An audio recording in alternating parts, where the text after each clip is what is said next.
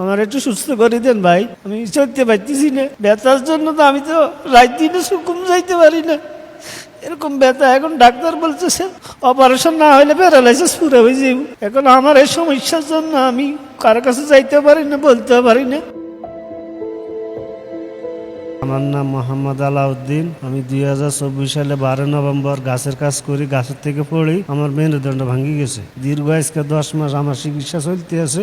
গ্রামের সবাই মিলে চিকিৎসা চালাইছে, অনেক টাকা খরচ হয়ে গেছে। এখন আমার চিকিৎসার জন্য কোনো টাকা পয়সা নাই। 3টা মেয়ে আছে, ছেলে নেই ভাই। আমি এখন ফ্যামিলির একমাত্র উপার্জন করার লোক। এখন আমার কাজ করবার মতো কোনো শক্তি নেই, বাম পা প্যারালাইসিসের মতো হয়ে গেছে। এখন আপনাদের কাছে আমি সাহায্য চাইতেছি, আপনারা যদি আমার দিকে একটু তাকান, আমার মেয়ের দিকে তাকান, আমার একটু সুস্থ করে দেন ভাই, আমি চলতে পারতেছি না। ব্যথার জন্য তো আমি তো রাত দিনে সুকুম যাইতে পারি না, এরকম ব্যথা। এখন ডাক্তার বলতেছে অপারেশন না হলে প্যারালাইসিস পুরো হয়ে যাবে। এখন আমার এই সমস্যার জন্য আমি কারো কাছে যাইতে পারি না, বলতে পারি না। আমি সবার জন্য আকুল আবেদন করতেছি, আমার চিকিৎসার জন্য আপনারা আমার দিকে একটু তাকান ভাই। আমার 3টা মেয়ে, ছেলে নাই। একটা মেয়ে ক্লাস 8-এ পড়ে, একটা মেয়ে ক্লাস 3-তে পড়ে, আর একটা ছোট।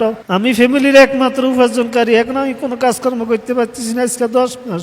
আমার ফ্যামিলি খুব বিপর্যয়ের মধ্যে আছে, খাওয়া থাকা সবকিছু সমস্যা হইতে পারছে। বাচ্চাদের ঠিক মতো খাওয়া দাওয়া দিতে পারি না, স্কুলে পাঠাইতে পারি না, আমি নিজে কোনো কাজকর্ম করতে পারি না। এখন আপনারা যদি আমার দিকে একটু তাকান, আমার ফ্যামিলির দিকে একটু তাকান, আমার একটু ভাই যদি সহযোগিতা করে আমার অপারেশনটা কাজটা সারাই দেন। ডাক্তার বলতেছে অনেক টাকা লাগবে তোমার অপারেশন করাইতে হইলে। এখন এই মেরুদণ্ড আমার না অপারেশন করাইলে পুরোপুরি প্যারালাইসিস হয়ে যেতে পারে, হয়ে গেছে অলরেডি। আমার বাম পাও, এখন আমি লাঠি দিয়ে হাঁটতে পারি। লাঠি ছাড়া আমার আরেকজনের উপর করে টয়লেটে যাইতে হয়, 2 জনে 2 হাতে ধরে টয়লেটে নিতে হয়। আমি বসতে পারি না, দাঁড়ায় অবস্থা, প্রস্তাব পায়খানা সব করতে হয় ভাই। নামাজ পড়তে হলে স্যারের উপর 2 পাও আলগে দিয়ে ডেলাইনা দিয়ে বসে নামাজ পড়তে হয়। আপনারা যদি আমার দিকে একটু দয়া করেন, প্রবাসে অনেক ভাই আছে, আমার জন্য একটু দয়া করেন, আপনারা আমার দিকে একটু সাহায্য করেন।